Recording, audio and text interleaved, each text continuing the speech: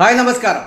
ചാവക്കാട് പൊന്നാനി റൂട്ടിൽ നിർമ്മാണം നടന്നുവരുന്ന NH-66 മന്ദലകുന്ന് കിണർ കിഴക്കുഭാഗമുണ്ടാകുന്ന വെള്ളക്കെട്ടിന് പരിഹാരം കണ്ടെത്താൻ MLA നേതൃത്വത്തിൽ ഉദ്യോഗസ്ഥരെയും സ്വന്തം പാർട്ടിക്കാരെയും മാത്രം പങ്കെടുപ്പിച്ച് ചർച്ച നടത്തി ചില തീരുമാനങ്ങൾ എടുത്തതായി മാധ്യമ വാർത്തകൾ കാണുന്നു.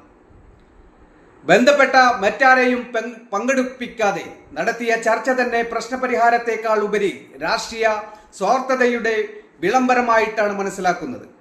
ഭൂനിരപ്പിൽ നിന്നും 1 മീറ്റർ താഴെ സർവീസ് റോഡ് നിലനിൽക്കെ കാനവെട്ടി വെള്ളം തോട്ടിലേക്ക് ഒഴുക്കണമെങ്കിൽ റോഡിനേക്കാൾ താഴ്ചയിൽ കാനവെട്ടേണ്ടി വരും. അങ്ങനെ വന്നാൽ തോട്ടിൽ വെള്ളം നിറയുമ്പോഴും വേലിയേറ്റ സമയത്തും തോട്ടിലെ വെള്ളം റോഡിലേക്ക് വരികയാണുണ്ടാവുക.